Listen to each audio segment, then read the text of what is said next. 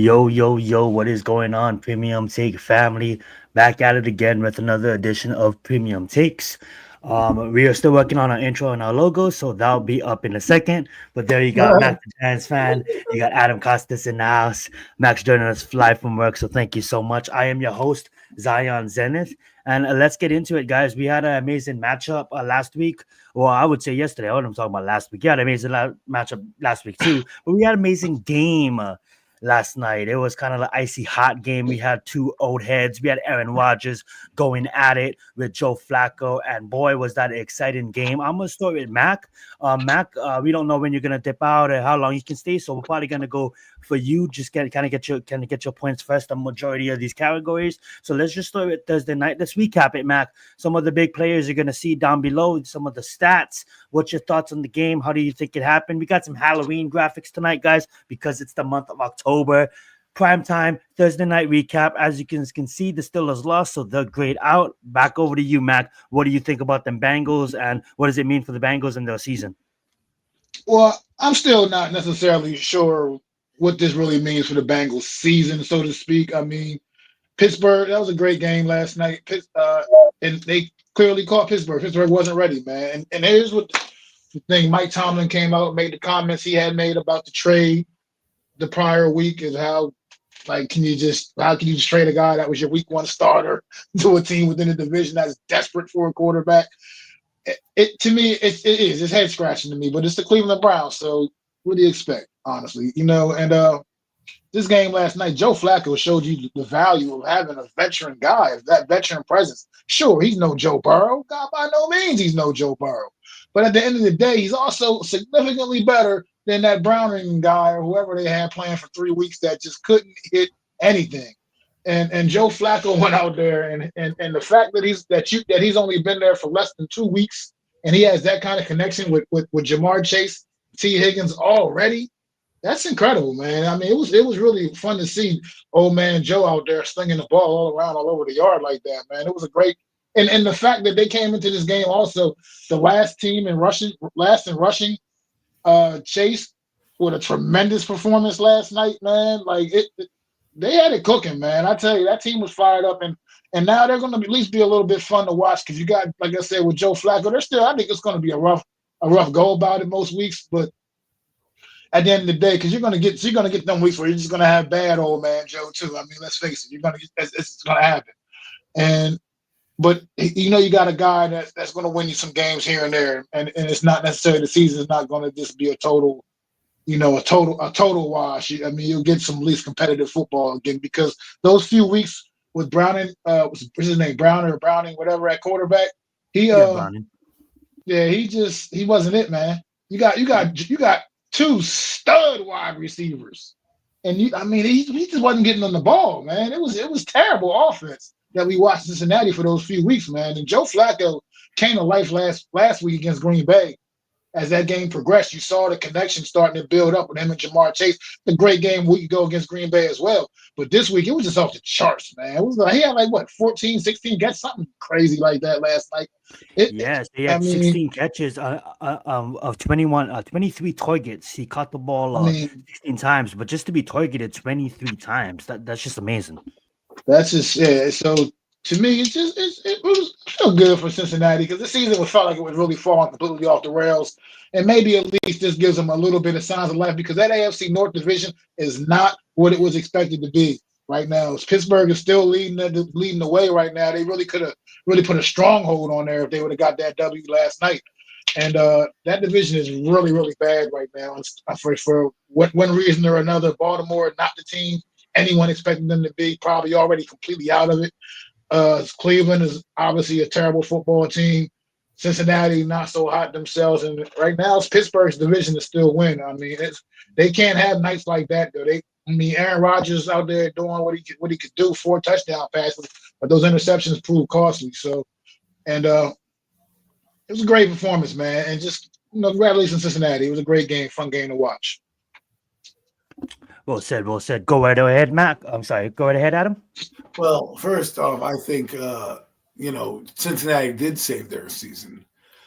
because you bring in Joe Flacco, you're not bringing in Joe Flacco to just try to, audition him for next year. You're trying to see that the Ravens are down, the Browns are down, and you have one team who can still fight for a wild card. Now, I believe the AFC is wide open at this point. If you look across the league with the Patriots and all these other teams at the top that you didn't expect, that's why I think a team like the Giants are facing, they understand what's at stake. The race becomes a little easier as these other teams like Kansas City are not the same, and a few of these bigwigs. And I think Cincinnati sees the writing on the wall, and they went out and got a quarterback.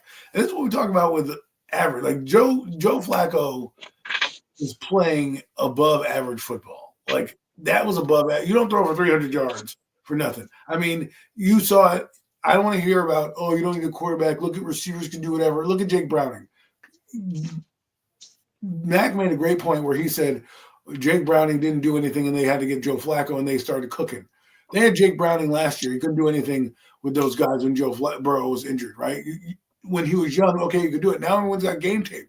They bring in Joe Flacco, who's hasn't done anything, got benched with the Browns for a guy who's probably going to be a backup in this league, goes on to this team, has average success, the offensive line protects him, and boom, next thing you know, their offense is scoring 33 points. And it's no coincidence. So what does it mean? Quarterbacks do matter in this league. Having a good backup quarterback in this league can help you win games and stay in games. A lot of these older quarterbacks that you are starting to see, unlike Russell Wilson, have the juice still left in them to continue to perform at a high level. Aaron Rodgers made some throws where he turned back the clock a little bit. I'm like, damn. He's actually playing at a Super Bowl kind of MVP level in this game. I haven't seen this Aaron Rodgers in a few years, the way he was cooking. With the Jets, they said he was cooking, but he really wasn't. He had an okay season. And then last year, it was what it was. It wasn't even that great either. And maybe it took him a couple of years to come back from that Achilles and really get himself together. But I think he's fully back now. And with the weapons that they got, DK Metcalf, what kind of a weapon is that guy been? Freiermuth, they have tight ends all over the place. Freiermuth coming through. They have Jonnu Smith coming through. Darnell Washington. This team looks ready. That defense looked ready. And then what happened? Cincinnati figured out a way to neutralize that pass rush. And somehow we're still, Pittsburgh still found a way to get up and take the lead, remember. And it just goes to show, when you have a savvy quarterback and a veteran who can make the right plays and understand what's on the line, you can come away with games like this. So I think this is going to be a huge win for Cincinnati. I don't know what they're going to do with Trey Hendrickson. He didn't play. He wasn't healthy scratch. There are rumors about him being traded. Who knows now? Who knows? Maybe your plans change now because you're 3-4. If you lose the game to Pittsburgh, maybe you're having a fire sale. And Tomlin was right. It was weird that they traded him in the division, but I think he expected Browning and like, we're going to cakewalk this team.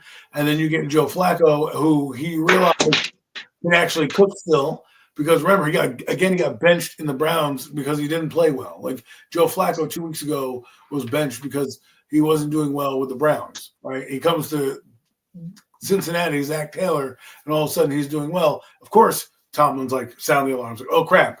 We were going to cakewalk with the division. You bring in Joe Flacco with these weapons, the division's not as easy to walk away with. So I think Cincinnati will see how they capitalize on this. And I do believe the AFC is pretty much open. And it's like I said, we're looking at the top teams right now. Pittsburgh, if they had won this game, I'm talking Pittsburgh. I'm thinking Pittsburgh, maybe we should start thinking them in deep run in the playoffs with Aaron Rodgers, right? Now with this loss, it's not that I don't see it. It's just, I absolutely love that point. It's like, Aaron Rodgers, his talk of the offseason was like, oh, this guy's waiting too long. He wants to make teams wait, this and that, this and that. He's too old to play, this and that, this and that. And here he is, he's on a team where clearly has a nice defense, clearly a defense that they paid about $200 million for. And I seen a tweet last night of a fan of a Pittsburgh fan saying, wow, we paid our defense $189 million and we had Uncle Joe stop us. And I understand, but you gotta understand as a fan too, it's in division, right? It's in division opponent, and Uncle Joe has a pretty good arm, and And whether you like him or not, because I don't like him, I'm not a big fan of Joe, but he's like a Ryan Fitzpatrick. He's gonna go in there, he's gonna win you a game. Is he gonna be consistent? No. But is he have better life than Browning? Absolutely. Was it a stupid trade? Yeah, Browns, you're pretty dumb for doing that. But getting back to Rodgers and that defense, right? So you have a defense, you have now a roster that brings in the Metcalf, that now you're now looking like, wow, we let go of Pickens, but we have a Metcalf. Now who's gonna run this show, right?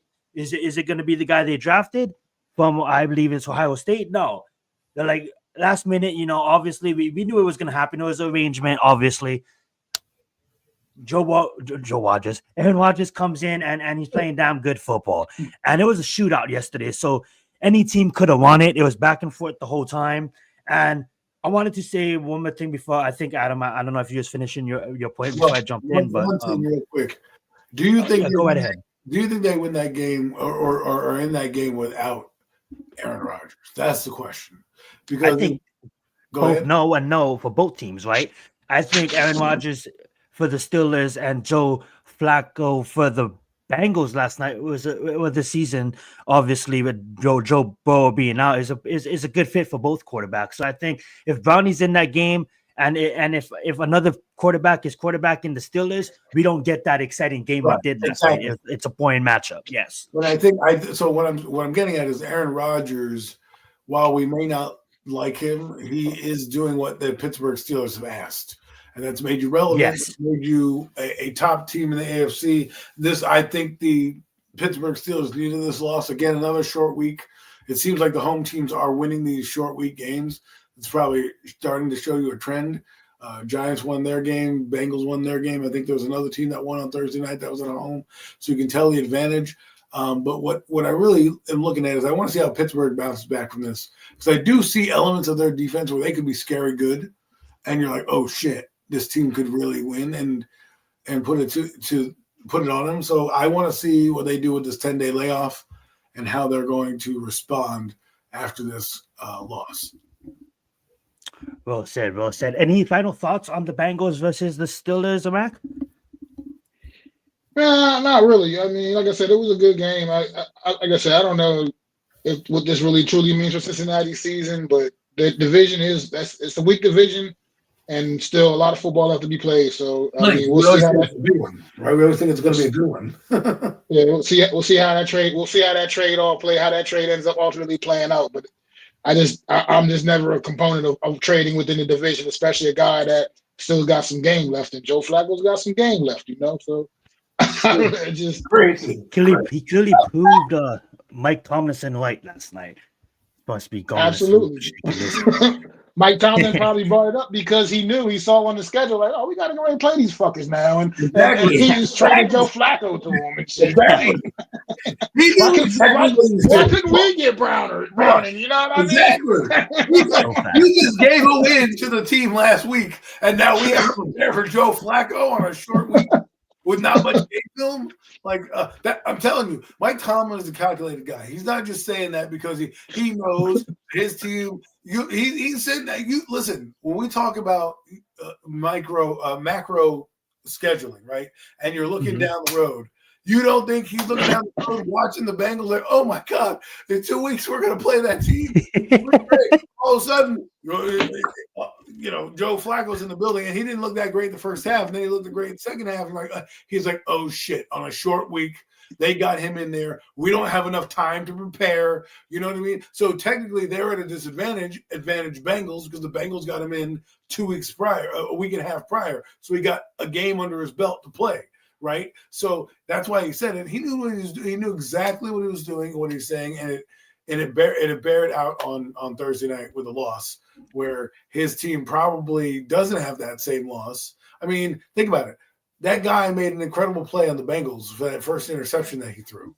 Like that's like centimeters from the line from being an incomplete pass, right? And that changes the momentum because maybe they kick a field goal there, or maybe they get a touchdown, and then you're talking about maybe a different outcome. So, but that having Joe Flacco in the game, people are like, shit, we can finally play loose and take chances because this guy's going to go down the field and score. So you can tell how teams play when they have a guy they believe under center.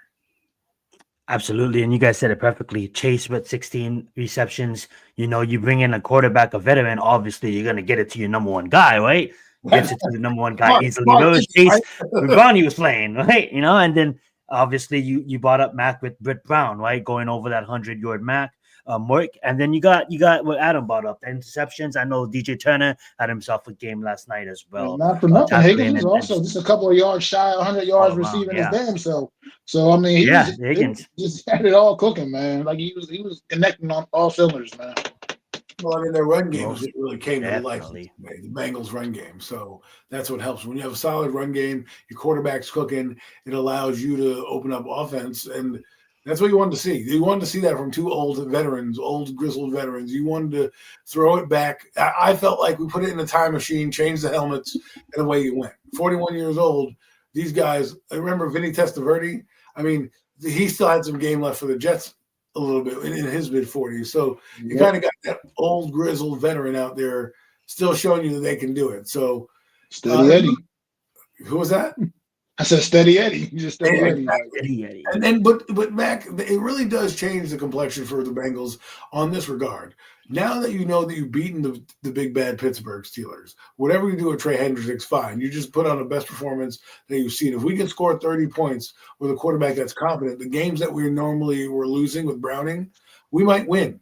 And if we had Flacco a week prior, obviously he was starting and they got benched, so there wasn't much, time. But had they had him a little earlier, who knows where their record is now? And maybe they're back in the race. And we're talking about the Bengals Pittsburgh down the stretch as opposed to a one horse race. And at this point, they have 10 days to recoup, fix the defense a little bit, make some adjustments.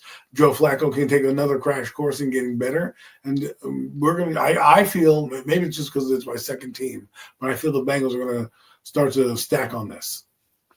Well, we'll see. But one thing I will say to the Bengals GM, whoever, I don't know who the guy is. I don't know his name. He's doing it. But if you get a phone call from Howie Roseman about Trey Hendrickson, just kind of hang up, man. Don't even take that call, man. Don't even take that call. All right, just do me that solid. Don't take that call. All right. Absolutely love it, guys. All right, gang. We're gonna move on to our next segment of the day. We're gonna call this the hot seat part of the show, the hot seat news. We're gonna have reactions. There's two coaches that got fired. We got James Franklin being fired from Penn State after starting to a 3-0 start, falling 0-3 in the Big Ten in your division, especially losing to Northwestern. Never a good look. And then, of course, we had Brian Callahan get fired from the Tennessee Titans. I like one of them. I disagree with another one of them, but let's just start with James Franklin getting fired from Penn State. Penn State, obviously a top program, obviously got the money to buy him out, a $49 million buyout. Now Penn State does not need to write that check yet. Obviously, Penn State will do a notable coaching search, and then obviously when they get the coach, obviously if he gets picked up this year, if James Franklin gets picked up from another team, they don't have to write that big of a check. But if he doesn't, he basically gets $49 million handed to him from Penn State. I know you guys don't follow college football, but James Franklin, I mean, like, obviously you guys know he's been at Penn State for, I believe, the last 12 years. Coach Barkley, coached number 11 Sticks. I don't know why I'm forgetting person's names right now, but coached a lot of great players that came to the NFL. But yeah, it wasn't really off to a great start, and especially, preseason rankings, they hold that really big. And when you're ranked as number 2 with the fully fucking loaded roster, and you shut the bed, but not as bad as Clemson, but pretty bad. Yeah, just as bad as Clemson. Yeah, it's never gonna really work out. And for a school to buy you the fuck out for $49 million, tells you something. Let's just gonna go at Mac first. I know you already followed college ball, and I know you have better thoughts on Brian Callahan when we get there. But what's your thoughts on James Franklin being fired by Penn State and his $49 million buyout? I mean, yeah, I'll keep it brief. Obviously, I'm not a big follower of college football too much like that. But at the end of the day, you're very familiar with James Franklin and the Penn State program, and I think you said it, hit the nail on the head. That's exactly where I was getting ready to go with. This team had just too high expectations, man, to fall this far, to the point where, as far as how the way college football is set up, their season is already over. It's already over. There's no national championship hope here. I mean, it's done. And unfortunately, that's just the way it goes, man. There's no patience anymore at this level. I mean, it's all about results, and he wasn't getting results, man. For whatever reason, the wheels fell off, and they felt like they needed to part ways, man. So just this is what it is. It's just was kind of to be expected. Maybe you might have thought they would let him just maybe play out the season anyway, and maybe waited and just moved on, but. No, they went on ahead and made took that shot. They made their statement like, look, we're moving on, buddy. We can't have this. This is not acceptable for this program.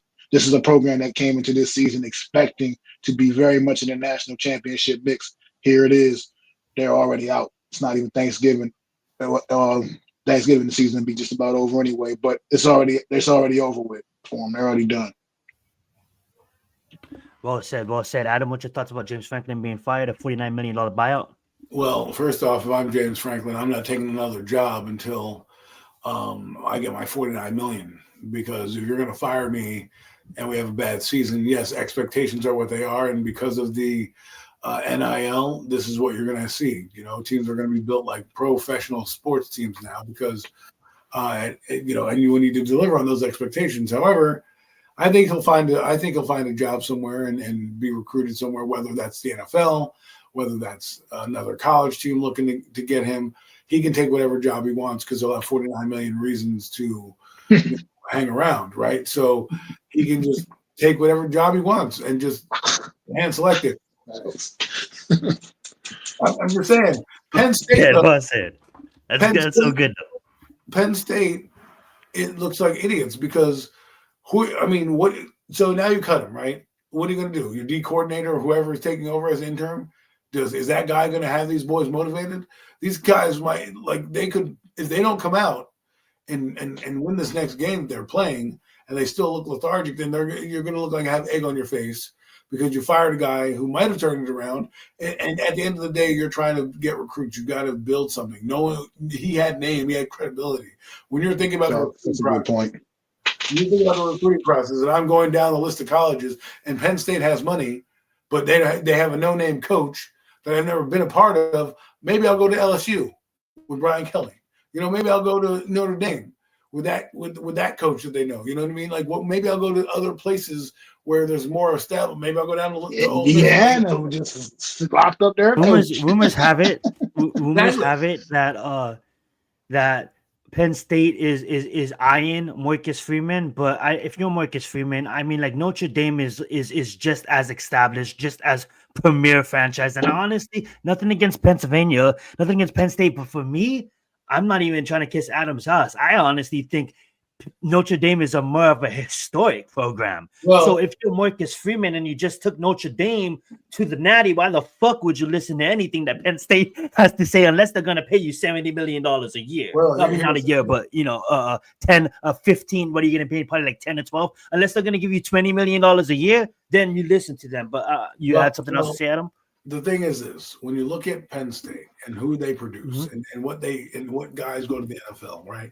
Their talent pool is deeper than Notre Dame. Notre Dame, while they have money and are not necessarily interconference themselves, don't always get the same recruits because of who they are. They're their name only, right? But when you go to Penn State, you had Joe Pa there for a while. They're his prestige organization as well, and they've got natties under their belt. They don't just go to natties and lose like Notre Dame does. They actually have natties and win, right? So, I just think if Marcus Freeman wants to go to Penn State, and that's his dream, and they're going to pay him money, then I'm not going to stop him because I know the resources at that school at Penn State are going to be enormous. Not that they don't spend money at Notre Dame, but if you look at if you look every year, right? Notre Dame has some solid players that go to the NFL, but they're not like the Carters, the Drew Allers. But I think that's where you're wrong, and I know that's your program, so you're valid to your opinion. But that's why I think like Marcus Freeman has built that program to a natty contender. Why would he leave it? It's almost as if like a guy like it's Brian like Kelly left, right? He had to go to a new school and reestablish himself. That is true. That is true. That's a good point. That's a good point. Conference some people want to grow in the pantheons of coaching, right? Lane Kiffin I love that. Yeah. moved around, right? He's in the SEC now, and he's constantly in that 10 to 11 win program year. He may not be in the natty per se, but he's always winning. And sometimes you go to a place like Penn State, which has a history of coaches. Notre Dame doesn't have a history of coaches. They have Lou Holtz and a few other guys. I'm Notre Dame. I remember Bob Davie and a few other guys like that, who aren't big names. I remember Brian Kelly, but they're not the same thing as Penn State with Joe Pa and all that, although the controversy happened. But what I'm saying is, both prestige organizations. You can tell me I can go to Penn State and make them a national contender. That's, I just feel like Marcus Freeman can do that. It's not that I don't like Notre Dame. I think Notre Dame's great. But I see Notre Dame every year, and I understand what their shortcomings are. It's a different type of mentality, a different type of athlete that goes to those schools, right? So you look. I love that. I love that point. You look at Bo Collins, for example, right? Like you got Kyle Hamilton, you got Julian Love, right? You got some of these guys in here. They're offensive linemen.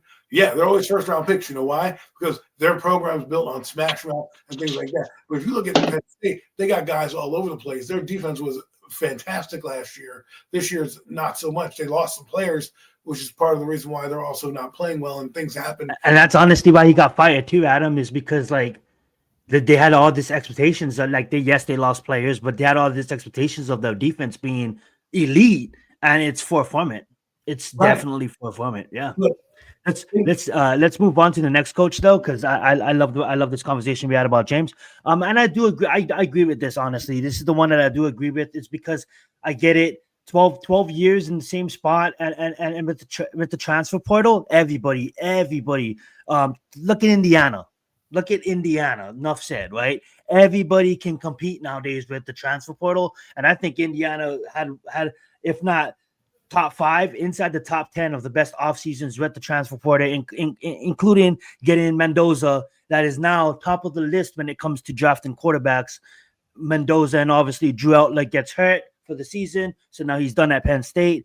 But moving on, this is the one I didn't agree with. I get it for a 19, but I just think the Giants are a shit organization, and I just think it's just so hard to see fans of this team. And it's almost like, I get it. I'm a Giants fan, but hey, I have Lombardies. We have stuff we can hold our head up on, right? We are we are fucking a 5-star organization, fucking Hilton, And then we look at this guys, and they're like the fucking Super 8, Motel 6, 1-store trash can organizations of the NFL. Brian Callahan gets fired only in his second season after picking a number 1 quarterback in Cam Ward. Talk about the development for the fucking quarterback. The one thing that bothered me is the owner is at the house, doesn't even show up to her fucking her own team. And she has Mike McCoy, a guy that she's not Mike McCoy, I'm sorry. She has Mike Magazi, a guy she literally just hired represent the franchise. He just fucking hired him in January. He's up there representing the franchise. But this is clearly a timeline of the dysfunction in the Titans organization.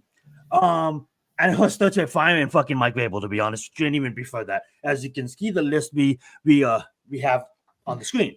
Mike McCoy is now hired as the interim head coach. Let's talk about it. What's your guys' thoughts? Go right ahead, Mac. Well, look, I don't know. This is kind of bizarre to me because I feel like this Titans team, for what it's worth, man, they've been going out there competing each and every week for the most part, man. This ain't like a season ago when we watched our New York Giants, for instance, just go out there and look completely non-competitive. At least this team goes out there with some fight. I don't know what the expectation was with this football team that the owner or president, whatever, had with the kind of expectations he might have had set out there. But I just don't see what made him think that this was the move to do, is just go ahead and fire your coach. I mean, you got a rookie quarterback out there. I mean, you look around, there's it's not an immense amount of talent out there.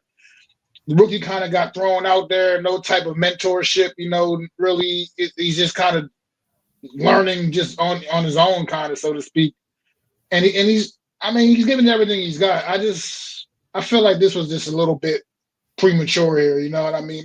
I think you should have at least let the season play out with a guy with Callahan, and then kind of, go from there, making the choice if you really are unsatisfied with what you saw.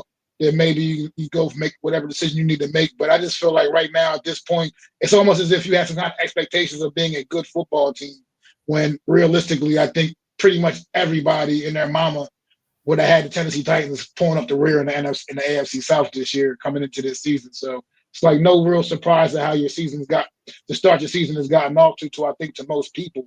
So I just don't. I feel like you're just scapegoating the coach at this point, and I think it's kind of ridiculous. And all it's going to really do is really kind of screw up the development of your young quarterback and some of the other young players you got going on this football team right now. I just really didn't understand the move.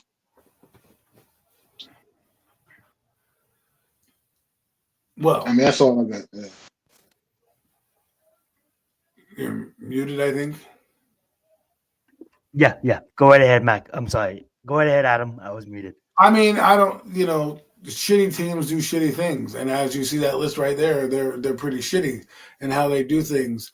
And I think there was more inner workings behind the scenes between the quarterback and play caller that, as you see that, Cam Ward calling the team out, and then, Brian Callahan kind of throwing the quarterback under the bus. I think there's a lot of dysfunction. And then when you hire a GM who didn't hire the coach, right? You see that the Brian Callahan has hired his coach. Mike, the GM Rand Carthon is fired. Mike Berganti is now hired as your GM. And then you have Brian Callahan, which everyone's like, oh, yeah, offensive friendly. And now you know why. When I tell you guys about starting a quarterback, you look at the situation. You probably don't want to start Cam Ward because if you have Russell Wilson, but you are more comfortable with it because he has somebody back there to lean on. This guy was thrown to the wolves.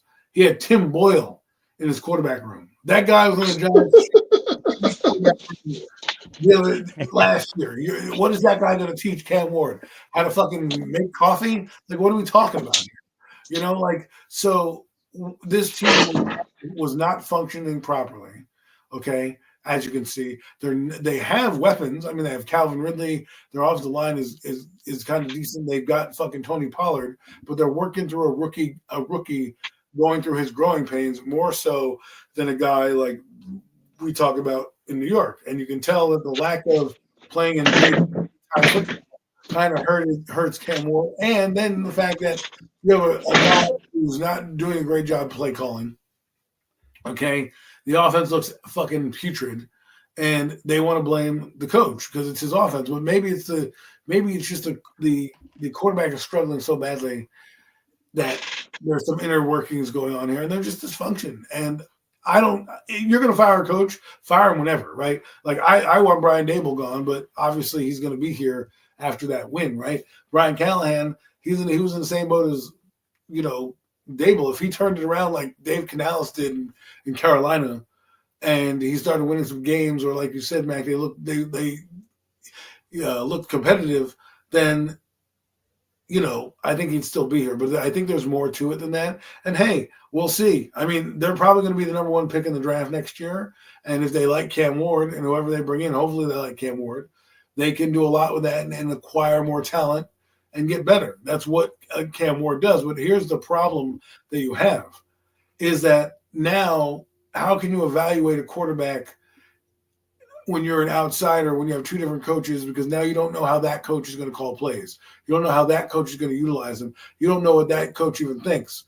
Now, Cam Ward, we all agree, was the consensus number one. He went up in the combine. But if you were to redraft right now, I guarantee you people are taking Dart over Cam right now in terms of how they're performing in this little minuscule amount of time. But what it really is that when you have a team that's 4-19, can't get out of their own way, I think they're going to have to make a big move. I think they're going to have to bring in McCarthy, maybe a fucking here's the first name on my list. The guy out of the Commanders guy, I forget what I keep, Cliff Kingsbury, You have a young quarterback. I heard a lot of talks of like them saying like, I know that's what you meant. Over the last 2 seasons, the Giants are now 4-19, and it's like I heard them talking on some sports shows as if like, oh, who wants to go to the Titans, a shitty man organization? I get it. We just up here roasting them. They were shitty. They all ran like the Someone's going to go. It's Nashville. And that's the thing. Nashville attracts people. Who doesn't want to go coach in Nashville? And they're building a new fucking stadium, and you have Cam Ward. Let's be real. Exactly. Like this is a prime spot for somebody to come here. Yes. But the question is Borgonzi going to be like, because he obviously didn't like the head coach at some point, is he going to go with experience? Because like for me, if I'm him and I call around, like I'm calling John Gruden up and say, hey, you want to fucking come coach my team? Come build a culture here and get back into football. I'm calling John. That's my first phone call is, yo, Johnny, what are you doing? What do you think about coaching this year? Keep an open mind. I might call you back later. I'm calling up McCarthy. Hey, McCarthy, what do you think about Cam Ward? Would you want to come work here? Okay, great.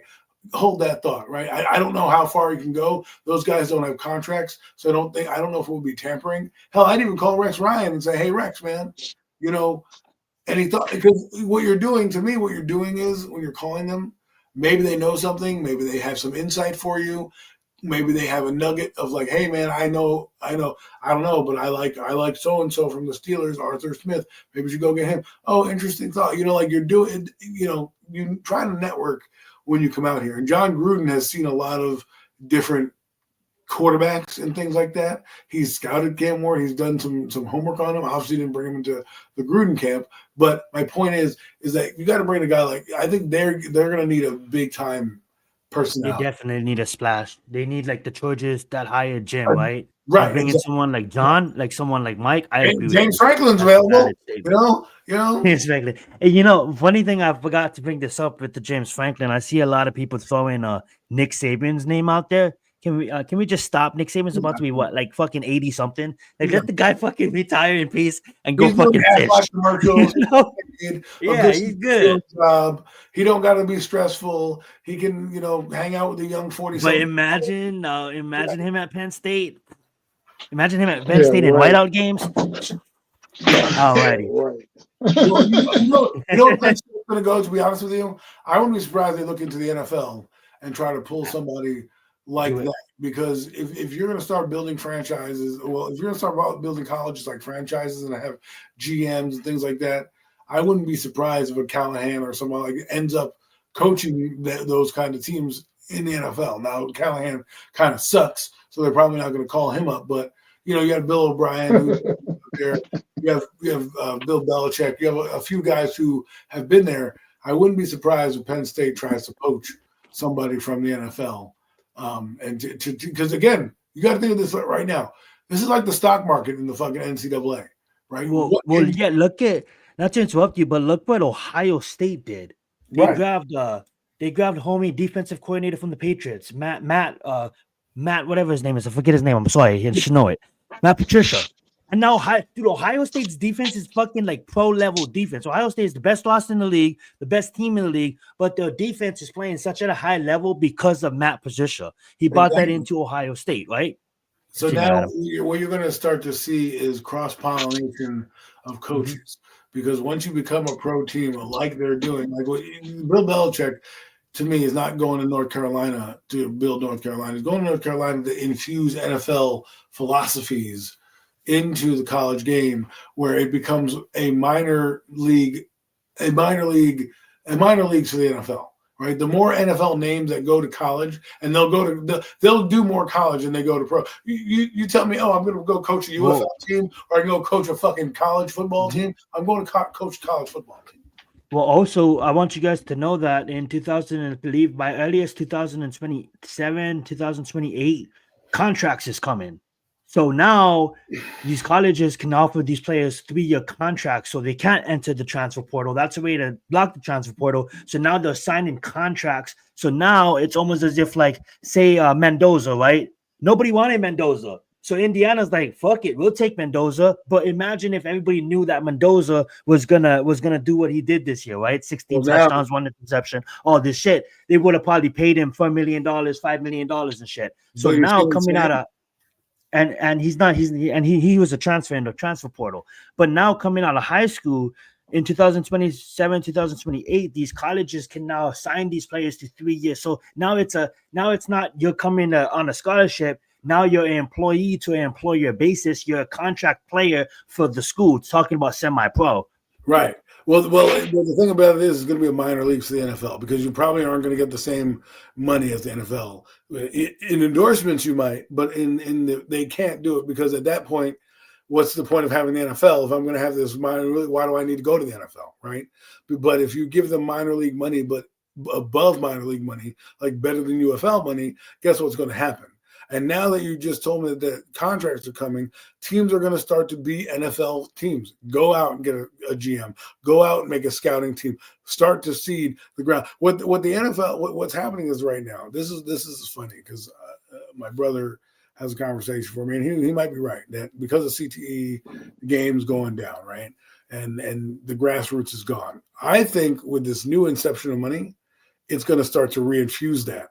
Like, I don't need to make it to the NFL to make millions of dollars now. I can just make it to a college, get my mom and dad or whatever through, will be set for life with endorsements and whatever, because a lot of people can, there's still a lot of college athletes who make some of these All-Americans are set for life with commercials and shit like that, even if you didn't win the Heisman. The Heisman Trophy, those guys, there's guys in the Heisman Trophy commercial that didn't do shit in the NFL, but they're on the Heisman Trophy commercial and you know about them, right? So I just think this is going to revolutionize what we see in football. It's going to revolutionize the NFL because you're going to start to see quarterbacks now come in with a little bit more seasoning on them because they are pro and you're going to see trades happening now. It's going to be a frenzy in college because you have so many more teams to do it and so many more teams that are going to, who knows what booster is going to do what. And because at what point does a billionaire not go to a college team and say, you know what, I'm going to make Penn State the best football team in college football because it's already happening, right? It's happening as you speak. These companies are investing, yeah. Exactly, so quote unquote Nike and Oregon, right? So that's what I'm saying. So now you start with corporate money like that.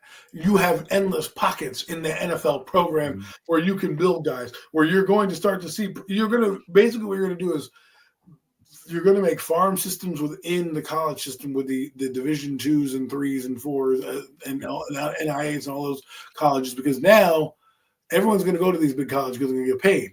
No one's going to go to these little colleges or they'll be too maxed out at college football. So these other guys are going to have to go to school somewhere else to go make this money. And that's where you're going to need that scouting department to find that Mendoza for your ball club. Well said. All right, gang. Let's move on to our next subject. We are going to touch on the wide receivers because that is something that is going down. A lot of trade rumors. And then we're going to get into our game previews. But before we do that, we just got something to mention real fast because I'll admit, guys, I'm not a baseball fan, but when it comes to playoffs, I watch and I'm a bagwagon because I don't follow, but I follow the Dodgers. And to think I would have been an Angels fan because I just followed Ohtani wherever he went. Now he's the Dodgers, and I just think that the Dodgers obviously is going to repeat, first time in 25 years. We're going to win it all again. It's hard when you don't have. It's hard when not to, when you have the best fucking lineup in baseball. And we're proving it.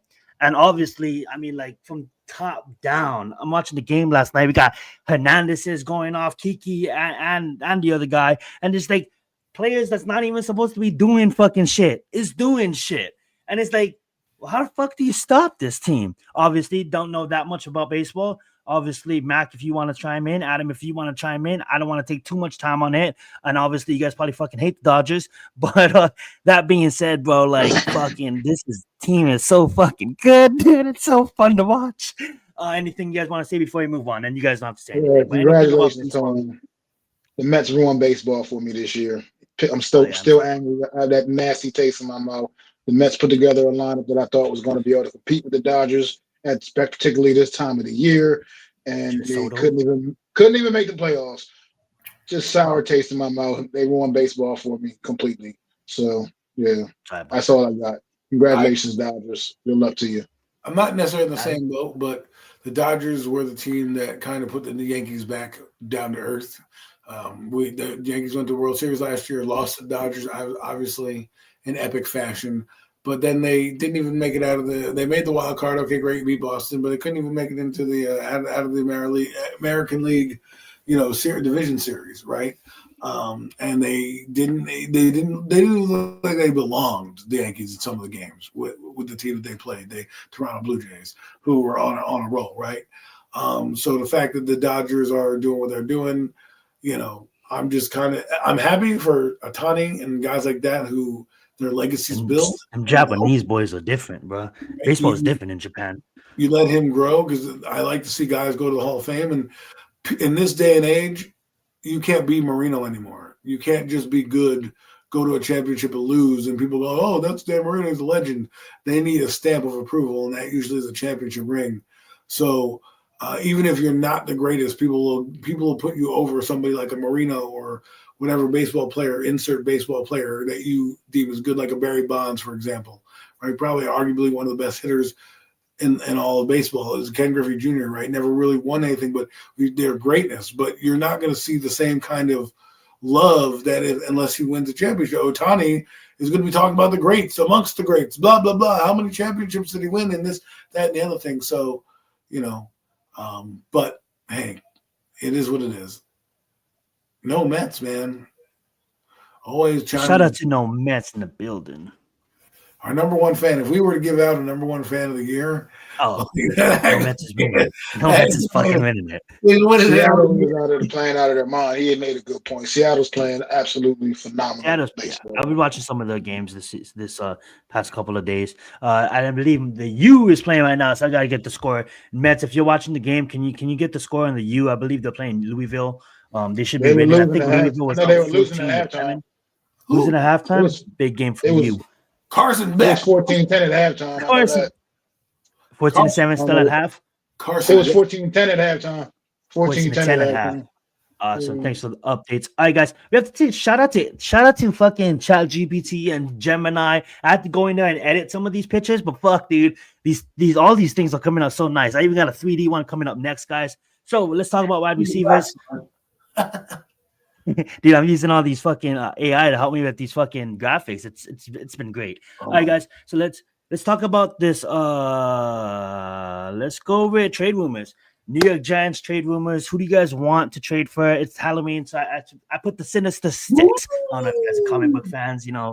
Okay, Spider-Man. I'm a fucking nerd. All right, so the Sinister Six.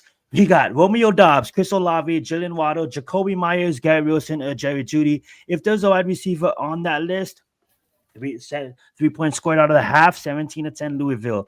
3 minutes left in the third. Thank you so much. So those are the list, guys. And guess what I had ChatGPT make up? A rating fucking room. Alrighty, so there's all the receivers. They're waiting outside of the waiting room. Giants receiving room. Who do you guys want? Who do you guys want? For us on this fucking list. A little claymation. Well, personally, I was talking about this earlier. Guy I'm really I'm high on. I just like a lot. Maybe like him more than others, but I like Jerry Jeudy a lot, man. I'd be all about that, man. I think he's been unfortunately, stuck with some really poor quarterback play pretty much his entire career. I mean, he had some things really going last year. I guess that was with Flacco again last year in Cleveland. Yeah. But he's had a tough go at it. And I would love to have a guy like Jerry Jeudy here opposite Malik Neighbors with young Jackson Dart. Oh, this offense would be absolutely cooking. So I mean, that's personally the way I feel about it. I'm not like all these guys. All these guys would be an upgrade to the position, but I prefer to go with Jerry. My personal pick is Jerry Jeudy. If just somehow Cleveland decided to make another stupid trade and trade away their best wide receiver when they're trying to groom a young quarterback, hey, it's Cleveland Browns, man. Do you keep doing the stupid things you do? And I would love to get Jerry Jeudy here in New York, myself personally. I love that. Let's go. What's good, bookends? All right, Adam, who do you want out of this Sinister Six?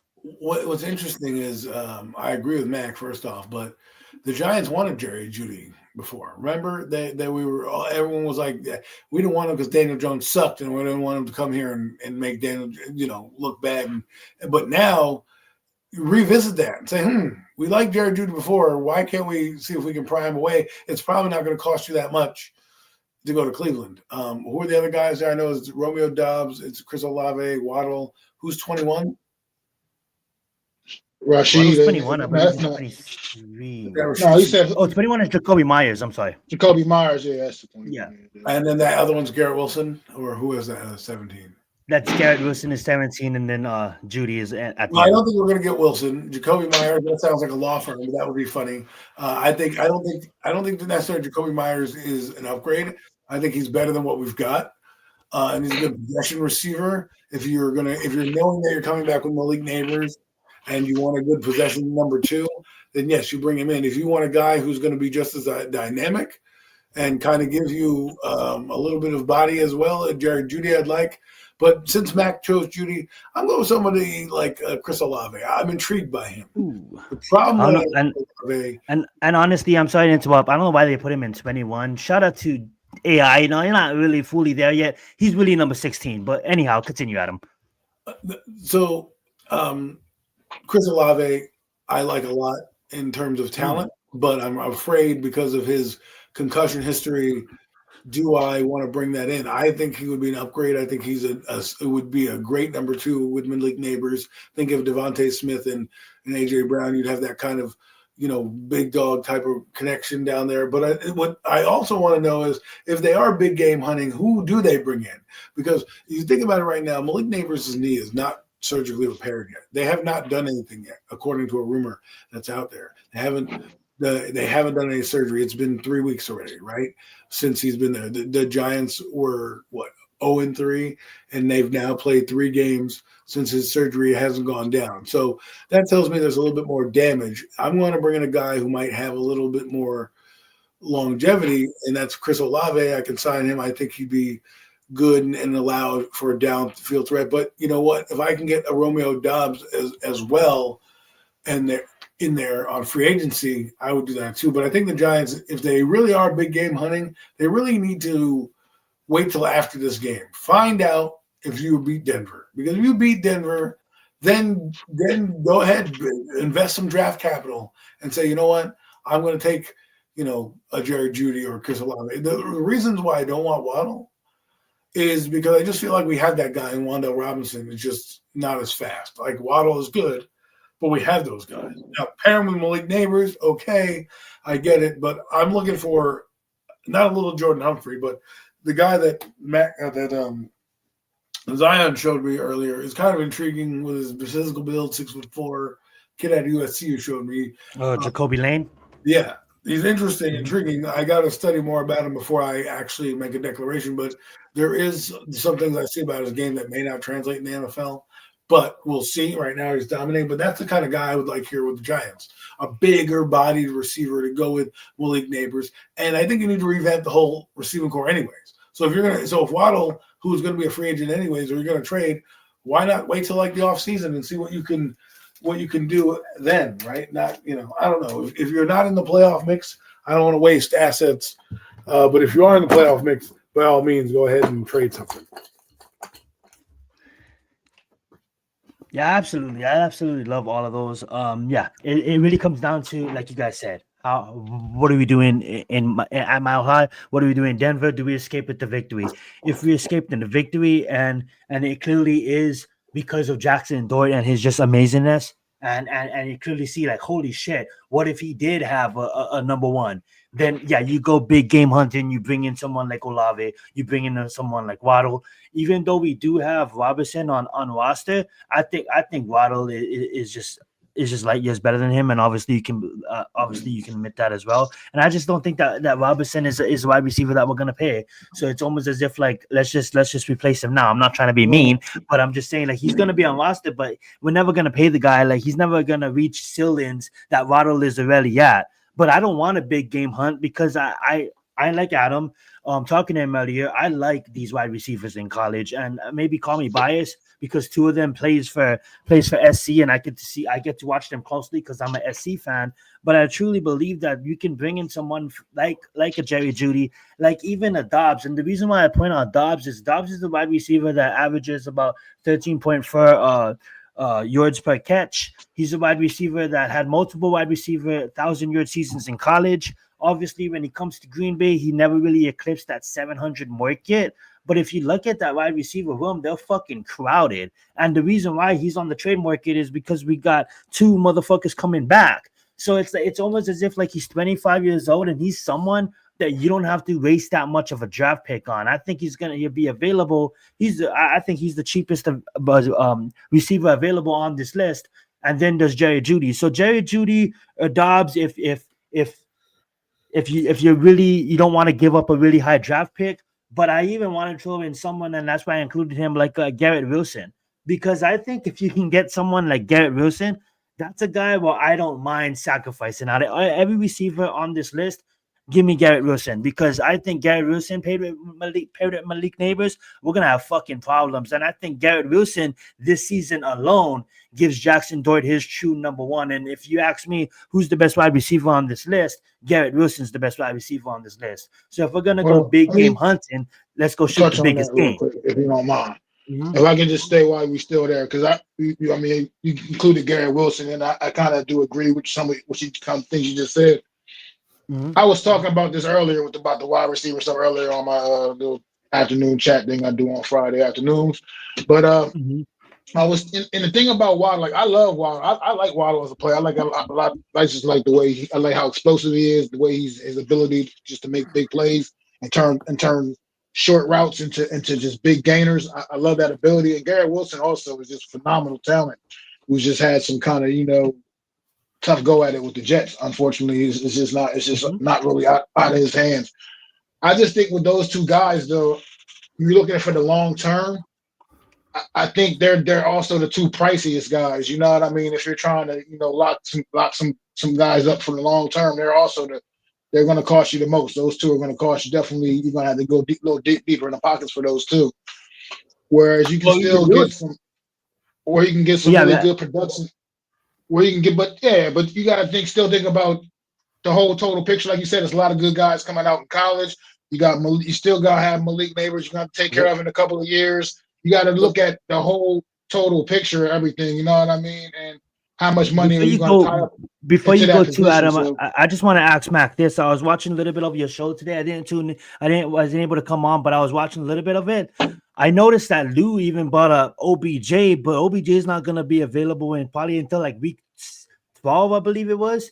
I think even Mets bought that up too, so that's why I didn't include him. But you guys can even mention him or any other receiver that's not on the list. I tell you what I said about OBJ on that show, and it's like I said, I appreciate everything he did for the New York Giants while he was here, dynamic, everything, everything he brought to the table. But at the time, that's just not. I'm not heading that direction right now. I'm just not on that train, man. I can't, because he's just not the same. He's not the same player he once was. So we can forget that out of your mind. He's just not. And I think if a guy like that would come here, maybe still thinking he's the OBJ that he used to be when he was with the Giants and the past. I think he is. And I can't get jiggy with that. I mean, look, the reality is OBJ came in here in 2014.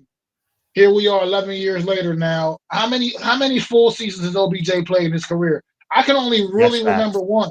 I can only really remember one. And sure, he's not going to have to play a full season this year anyway, because by the time he's available, it's going to be like week 12. But let's face it, man. When's the last time you really remember OBJ for what he was getting done on the football field? It was that Super Bowl year with the Rams before he tore his ACL in the Super Bowl. And then he got hit in that game. Exactly. That was the last time you remember relevant football from OBJ. People forgot that he played for Baltimore. People forgot that he was on the Dolphins last year. You don't even remember these things, because that's how irrelevant he's been since that Super Bowl season with the Rams. It's just, to me, I'm not really with the. Yeah, we definitely need to stop it. Stop this. I'm not with the OBJ thing, man. Just to counter your point, Mac, about the big game hunting, you have a rookie quarterback on a rookie deal, right? So if you're going to go out and spend money, I'd rather get a guy in here like a Jeudy or a Lave or a Wilson in here that's young and has some we could put some juice behind, because again, we don't know what Malik Neighbors' knee is going to be like. The draft doesn't, just because you get a guy and you spend money, doesn't preclude you from drafting him. You have seven draft picks. You want to revamp that room, and I don't think Jalen Hyatt's going to be here next year. He friggin' stinks. I'm not relying on little Jordan Humphreys to bail me out every week. And Bo Collins and the bottom of this roster need revamping. We already know what Wan'Dale Robinson is. He's like the Jamal Crawford of the New York Giants. 1 minute he'll give you 38 points, the next minute he'll give you 0, right? So, as much as we love what he does, this receiving core needs to be revamped. And the only reason I'm going to trade for a guy like Romeo Doubs, I have to say, is Romeo Doubs better than Wan'Dale Robinson? Is Romeo Doubs better than and then you have to go, well, is Romeo Doubs better than Olave? If he's not, then I want Olave, because I want a guy to be like what the Eagles have. They technically have 2 number 1s on the fucking field. And with Jackson Dart playing the way he is, right, you can feel that this guy has talent to get the ball everywhere. I want to give this kid as many weapons as damn near possible. So I'm going to double dip. I'm probably going to go and get a guy now. And the only way I get a guy like a big gamer, maybe like a Waddle or Wilson, is if I know I'm going to the playoffs. I would rather take an Olave or Judy if I'm not, because I probably can get them for less. But see, Adam, I think Olave is ranked even higher than Waddle and right there at Judy, because he's coming off 2 back-to-back 1,000-yard seasons. One of them, being hurt. But his injury history is the reason why I'm not going to say, hey, listen, I would love for him to be what it is, right? But he gets injured. He didn't play full last year. He's been banged up throughout his career. And while, yes, he's had a couple 1,000-yard seasons, he's not what we thought he was. He was supposed to be better than Jackson Smith-Njigba. And Jackson Smith-Njigba has come out of the blue and has rose over him.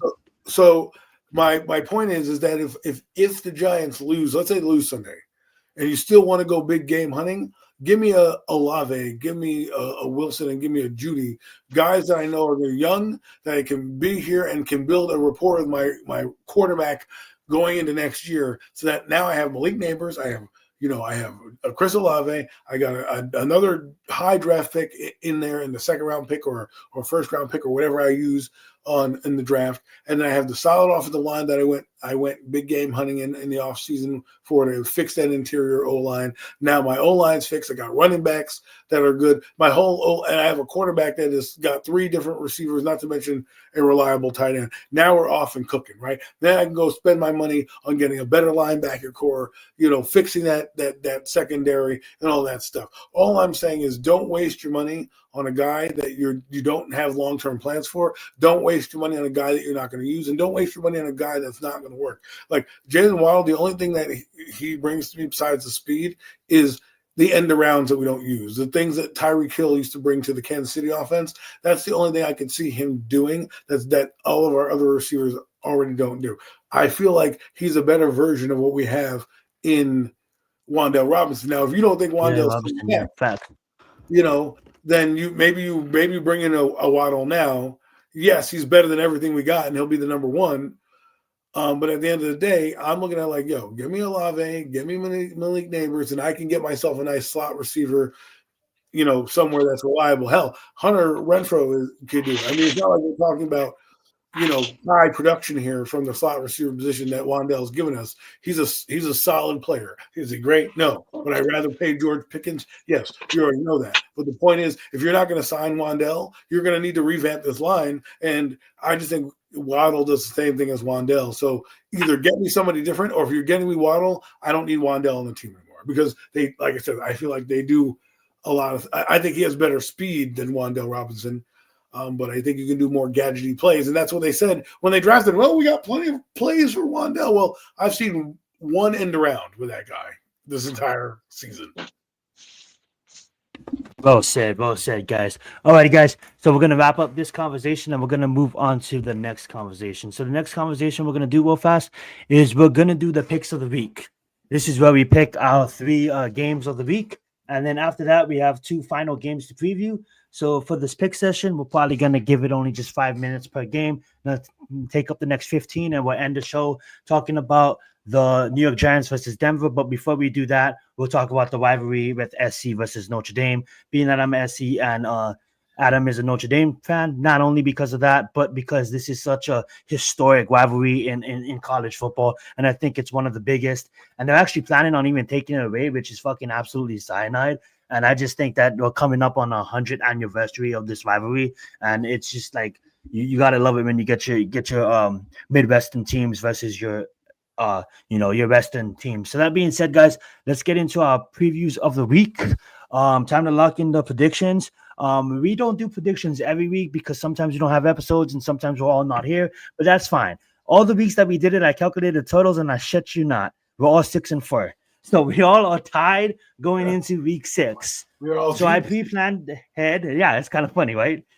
It's funny because like when I was calculating it, like Mac was losing the first week, then he went Mac. You went like you had all 3 picks right in one of these weeks that I was tallying. So shout out to you of getting a perfect slate. We went 3-0. And we're not going to include the Giants pick on this, guys, because we're not going to do that. But I selected these 3 games, and I believe if you guys would look at the slate, you guys will agree. I got the upset of the league last week. Just to let you know. Yeah, yes, he was. All right, guys. So first game we're gonna preview is the Rams going and taking on Jacksonville Jaguars. Jacksonville Jaguars are looking really hot right now, and the Rams, they're looking like they're one of the best teams in the NFC. Who do you guys got on this game? Go right ahead, Matt. And keep in mind, all 3 games that we preview will count for your total score. So let's get. What? Where's this at? Is it in Jacksonville? Jacksonville, yes. It's in Jacksonville. Okay. I think I'm gonna go with Jags here, man. I like it. I just this is a team it's hard to figure them totally out, but man, they fight and I'm sorry. This is in London. This is overseas, bro. I'm sorry. Over in London. Well, it's still a home game for Jacksonville over there. That's both teams are coming in 4-2. Yep. London's a home game for Jacksonville. That's going to be a pro Jacksonville crowd. Out there, they play in London every single year. They're the only team I feel like that plays over there every single year, and they're used to it. The fans go crazy for them. They're excited to see them, and they get juiced up for the game, man. I think Jacksonville goes in there and they handle business, man. I think they've been it's been up and down when you watch them play. Trevor Lawrence hasn't been perfect, obviously, but it's starting to kind of put something together, man. They fight to the bitter end each and every week.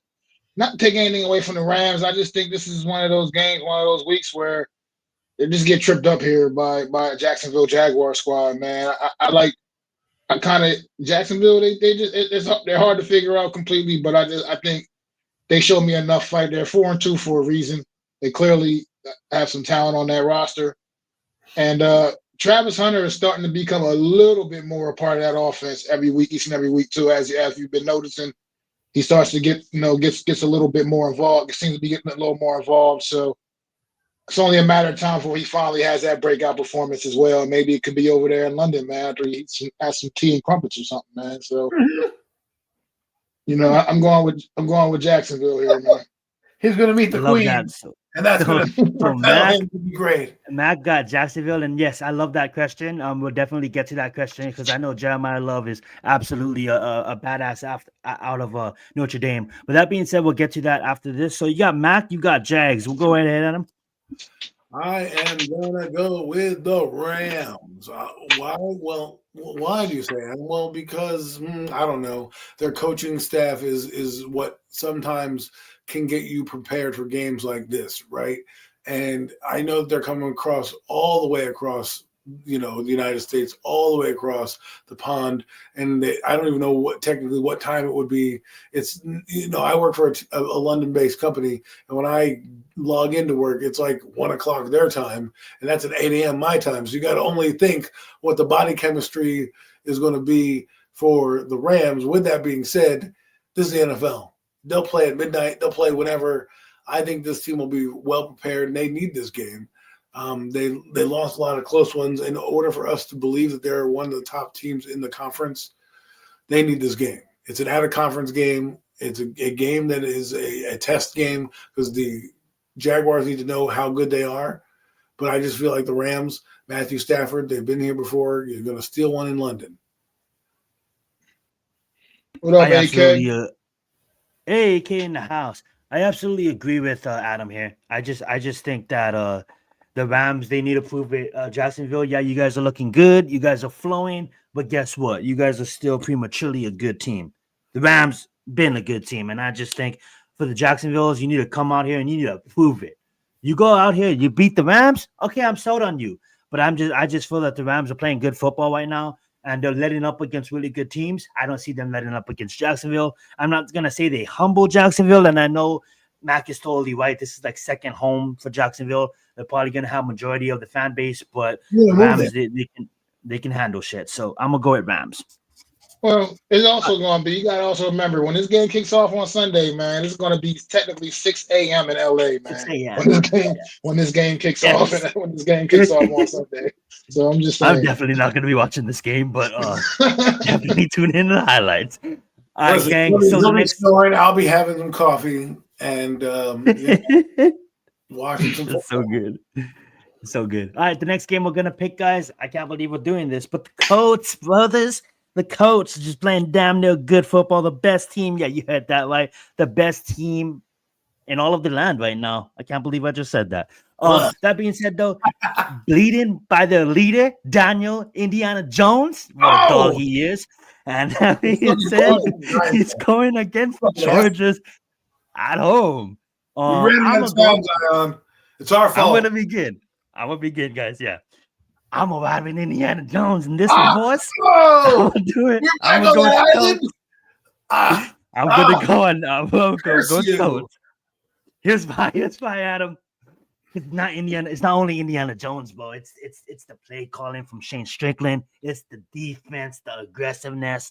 It's the team and the team. They're tired. This is you know what this reminds me of. This reminds me of Kevin O'Connor's team from last year.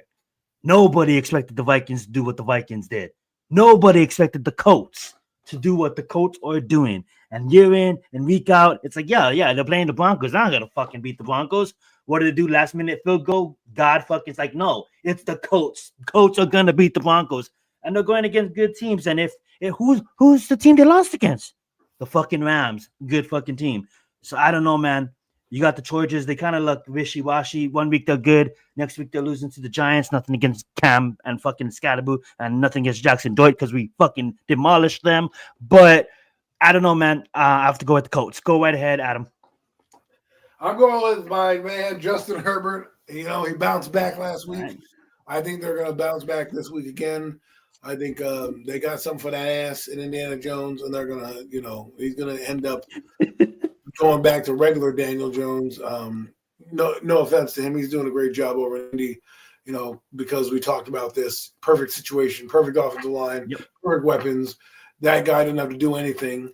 He don't have to think, which is good because he's not that good at thinking. So if he just knows where to go with the ball, this is where he is. If shit breaks down, he's not a guy I want in a foxhole with me.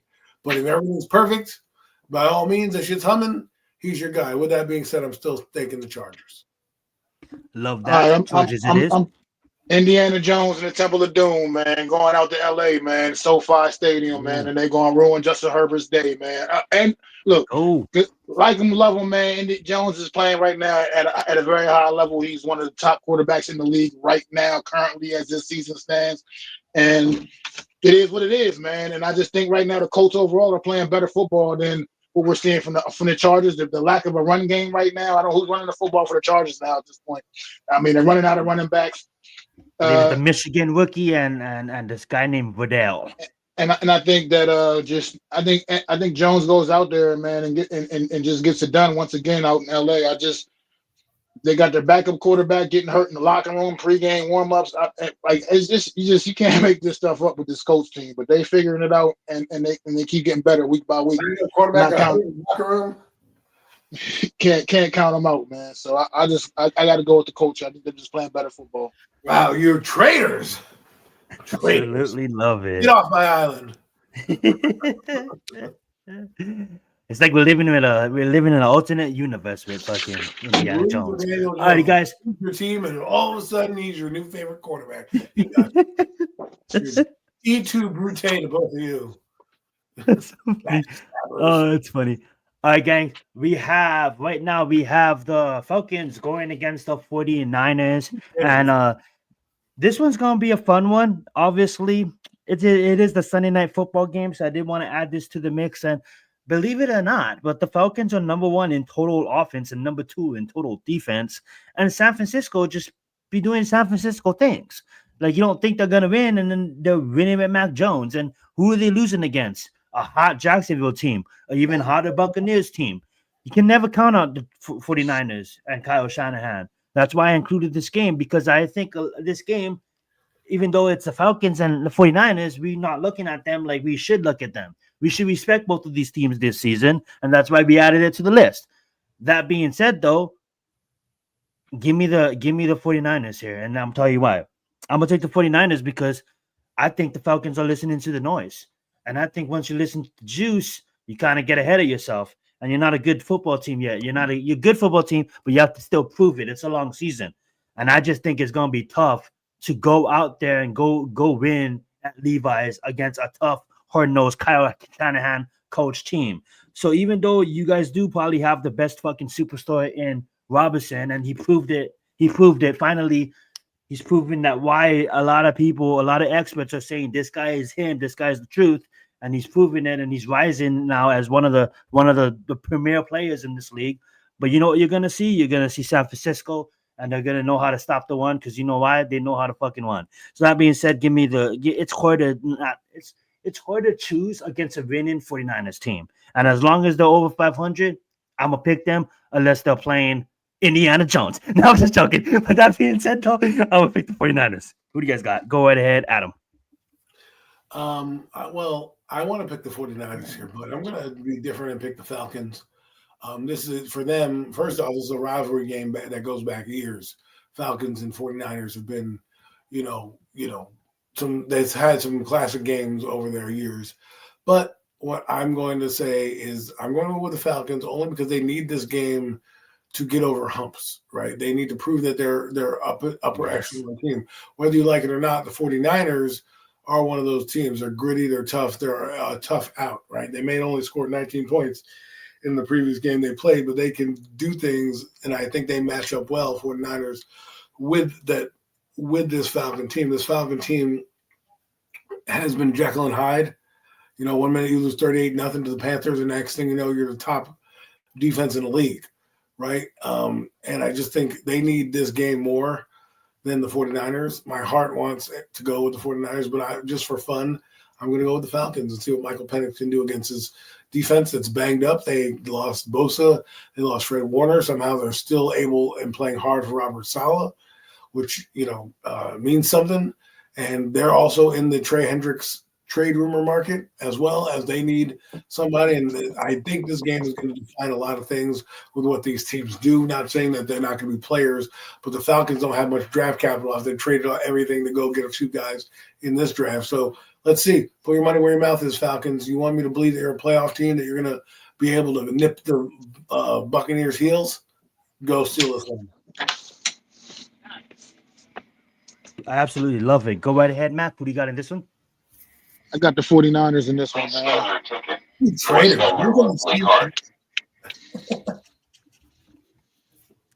I love that. Looks like I think Matt cut off. He might have got busy, but absolutely. I don't know why the graphic is not loading right now, but we're gonna talk about them because they. Or insert your card. Card recognized. Leave card inserted. No, sorry. still not that. That being said, let's go with the final game without the graphic. We're gonna do the I'm sorry, but real quick. You're good. I was just saying, 49ers, I just think they're going to come in hungry. They're going to come in, everybody thinks their back's against the wall, losing Fred Warner last week.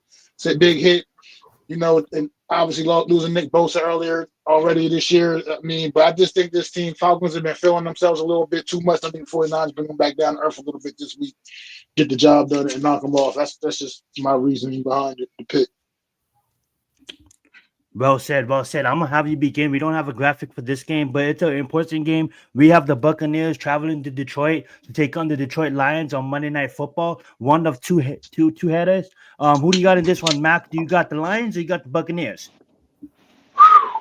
Please scan your ticket. I got Detroit or here, scan your man. monthly card. Why, thank you. Love that. For payment, I gotta get out of the car. please tap Oh. credit card I love or that. insert your card Let's and go. do not remove it. Let's go with you, Adam. Who do you got? Detroit going to the Buccaneers. We'll put you down. So we're doing a third game preview. Mac, we got you for Jags, Colts, and 49ers. And then we got you for you said the Lions as well. And then Adam, who do you got? Lions versus Buccaneers. I'm going with Baker Mayfield and Tampa Bay Buccaneers. I think they're playing amazing football while they have injuries. And I just think Baker Mayfield they're going into that dome. You really need – this is what we talk about these games, right? In terms of winning, you may not remember a week 6 game, but this week 6 game could be the definition of who gets the number 1 seed down the road, right? Because you beat them head to head early on in the year, right? And this is where I think if Baker Mayfield wants to be the MVP candidate, he's going to beat this team, and it will really stamp the Buccaneers as being a legitimate, not just playoff contender. Hear my words, a legit Super Bowl contender. That's what the Buccaneers are playing for. They've already been to the playoffs. They know what to do in the playoffs. But this is a top seed that has eliminated them a couple times in the playoffs, right? So they need to get over this hump in order for them to believe, like, oh crap, we just beat the team that always eliminates us from the playoffs. Let's go now and really rally and build off this season. If they get to 6-1 or 5-1, or whatever they're going to be, I really do believe this is going to be for one of the top seeds in the conference. They're just playing that way. Tampa Bay, they know how to win. They're winning in ways that you don't understand them winning. Their receiver core is down to number 3s, and they're Sterling and Johnson. And yes, and the guy's doing backflips in the NFL in the end zone, right? Because that's what Baker Mayfield's doing. That's the level he is playing at, and the defense is come around, and they've been pretty good at stopping opponents. And you've seen the Lions have some troubles here and there, especially with high potent offenses and quarterbacks that can move the ball down the field. They've had some trouble in that realm and in that bracket. Now their defense has stepped up. We'll see if they can do that this week with a depleted Tampa Bay team, but I'm going to go with Tampa Bay. I absolutely love it. So I got you down for Rams, Chargers, Falcons, and Buccaneers. And I am definitely going to follow you on the Buccaneers. Like you guys notice, I've been texting you guys every single week. It sounds like every Monday I text you guys with updates on just the week on how I felt. And I just think the Buccaneers are playing high-level football. We didn't have that much time in this show, but we're definitely going to talk about Baker Mayfield being in the race for MVP. So by next week, it should be around mid-season, and we can get into some of the MVP voting and some of the highlights of the year so far. And I just believe that, like Adam said, Bucks is definitely in for a tough matchup because Detroit is not no slouch, and they're definitely looking to win the NFC as well. And like what Adam said, this might definitely be a preview, NFC Championship preview based on how the Eagles are performing right now. I look at these teams, excluding the Rams, because the Rams should be in there too, but you can't play three football teams can't play a game, but this could easily be an NFC East, NFC Championship game preview. Go ahead, Matt. The reason I'm sorry, I did get a little busy, got a lot of stuff going on, but You're good. the Lions, man, look, the reason I picked the Lions is because I think this is a game where, unfortunately, as great as Baker Mayfield is playing and the Bucks are playing overall, good football, he just ain't got enough. He's not going to have enough bullets in the chamber, man. Unfortunately, not enough bullets in the chamber, man. I don't know what the status of Mike Evans is going into this game. I don't know about the young rookie that got banged up last week with the concussion or whatever. Obviously, I just like Chris Godwin's going to be out once again. I just feel like at some point it's going to be too limited against an offense as prolific as the Detroit Lions, man. Yeah. I just think that they have just such an ability to be able to put points on the board in bunches, and I just don't know if they're going to be able to keep up. The Bucs are going to be able to keep up, man. Honestly, but if Baker, like you said, if they do find a way to pull this off, it would definitely validate Baker Mayfield's potential MVP status, man. But I just don't think they got enough bullets in the chamber, man. I absolutely love it. And definitely we want to talk about that MVP too next week because, there's a name out there where we had some some people talking wild on Twitter on how Drake Maye is not a first or second round draft pick, and here he is in the second fucking season in MVP talks. Yeah, we're talking about Drake Maye, guys, in talks for MVP and I Dak think they're Prescott. insane. Yeah, I gotta give him some props too. All right, guys, ending the show here. We're probably about last 10 minutes. I know we can go longer if you guys need to. Let's just cover this game real fast, and we can go into the final game at New York Giants in Denver. I say we take just a few minutes talking about this, awesome rival, which is Notre Dame versus USC football. I did put Ole Miss and Georgia playing down there too, but we don't have enough time to talk about both games. So let's just talk about this game. I do believe that Notre Dame's this is their last chance to prove something. I think if this is an important game for Notre Dame, because I think if they lose this game, they're eliminated from the playoffs. And I also do think that this is an important game for SC because this is going to be our biggest test. And Notre Dame always fucking kick our asses. Like Notre Dame is this rivalry goes back, like I said, like 96 years, and there's been some great matchups, and it just seems that every time we go up to Notre Dame, we get our asses kicked. I believe they kicked fucking our asses like by 28 points the last time, but I just feel that we win against Michigan and the toughness that we showed. Now we were going to be out some linemen, we are going to be out, two stud running backs, but we still have a top tight end. We still have a top quarterback that's definitely moving up draft boards. Mayava's now being ranked in the second or third. When coming into the season, nobody even had him pushing round 5. Now he's being talked about in the second and the third round because of his young stud wide receivers. We got Makai Lemon and we got Jacoby Lane and we got some other few guys. But what are we opposite of? We're opposite in a young freshman in CJ Corey, I believe his name is, that's just been playing fucking good football. We're up against a fucking team that's basically stacked on defense. Like I wouldn't say stacked like in Sunday starters, but football fucking players that know how to fucking tackle, that's gonna fucking play you tough, right? They're looking at this high explosive West Coast team, air raid offense. Yeah, Michigan's one of the fucking toughest programs in college football, and that's why they're one of the only teams with 2 losses, still fucking ranked in the top 25, and I salute that. And talking about homie's comment, Jeremiah Love, yeah, Jeremiah Love is definitely like a whipping for them. I believe that's the running back if I had to be correct, and if I'm correct, that's the running back. And they also got Malachi Fields, one of the top wide receivers at Notre Dame. I would not do it for Jeremiah Love Nomads because we have Scat, and I honestly think Scat is a true running back. Like, and we got Tracy. I don't think we need to go out there and get someone like Love, even though he is valued as really high. But I do also like Malachi Fields. So as Giants fans, when you're looking at this game, look at Malachi Fields, top wide receiver on the offense for Notre Dame, and then also look at Makai Lemon and Jacoby Lane, some 2 stud wide receivers. But I'm not gonna pick this game because I don't want to. It's just fucking horrid. I just wanted to talk about it. And Notre Dame's giving us 9. That just shows you that Vegas is fucking smart. But I'm gonna go on a limb. I'm gonna do it. I'm gonna say SC comes in and we beats them. We beat them. We take that Michigan. We just beat Michigan. And if we can, and I know Michigan's not as talented as Notre Dame, and I think Corey is a way better quarterback than Underwood in the up until this point. I'm gonna go with SC. I'm gonna ride with the Trojans, fight on, and I'm gonna take the Trojans. Back over to you, Adam, because I know you're a Notre Dame fan. So I would fight, baby. I think it's gonna be a solid game. This is always one that really defines each season. The winner usually goes on to have a good year. The loser usually goes on and doesn't end up in bowl contention or one of those lowly bowl games. And this will be one of the Marcus Freeman, one of his biggest tests. They haven't lived up to the expectations. I feel Notre Dame that has lived up. They've played hard. They've won some games, but they should be in a better spot. The fact that if you lose this game, you're basically out of the playoffs.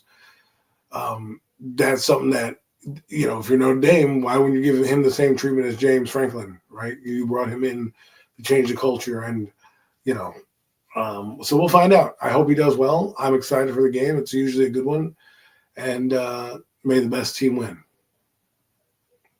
Absolutely love it. I know, Mac, you're not a college fan, but I just need a team, just any team. Mac, Alrighty, I think he is busy. All Notre right. Dame with That the being big said, Notre Dame with the big win. Notre Dame with the big win, man. Notre Dame with the big win. I love that. All right, and even though if we lose tomorrow, SC, I'm just gonna say we still have Oregon, we still have big matchups. And shout out to Indiana, man, running the fucking. Oh, well, obviously Ohio State's still in the Big Ten, but shout out to Indiana, man. You're gonna probably go to the Big Ten championship against Ohio State. Good luck with that. But that being said, though, we got the biggest game of the fucking week, man. We got New York Giants, we got Denver Broncos. We kind of went over our timestamp of 1:30, but we'll take the last 10 talking about this one. You know what? Let's go with you, Adam. I'm sorry, Matt. Can you go first if you're busy? Go right ahead, Adam. All right. Well, I guess I'll go. Look, I picked the Giants to win, but we kind of respect the opponent, even though they may not be respecting us or they may be talking trash. Go in there. They earn their four, just like Max said. They earn their 4-2. You know, they're a hard-fought team. They're a hard-nosed team. Their defense is probably the best defense we're going to see this season. You know, at this juncture, I said Kansas City was the best defense they saw so far, but this is a better defense than that. I think their offense, both offenses will have some trouble. I am hoping the Giants can get some pressure on Bo Nix, but if they get their running game going, which the Giants have been, the Giants are what? What were the stats I read off of? They were 32nd in the run defense. They're not that good in any of the areas that we need. I had all these stats up on my other computer, that's why. But the Denver Broncos are first in defense. They're first in red zone defense, and they're first in third down defense. Last week, the Giants won their game by winning the third down battle. This is where that's going to come down to turnovers and winning the third down battle. If they can get the same amount of efficiency that they had against the Eagles, they'll be in this game. If they're in third and longs and they let that pass rush come at them, I think it's going to be a long day at the office just because they don't have as many healthy bodies coming into this game on the skill position players. It also is a little alarming to me that Jermichael Smith, who I don't really think is the greatest center, but with the five guys that you have, another guy coming out of that lineup and the guy behind him isn't as good. That scares me with an interior defense that they have going on here.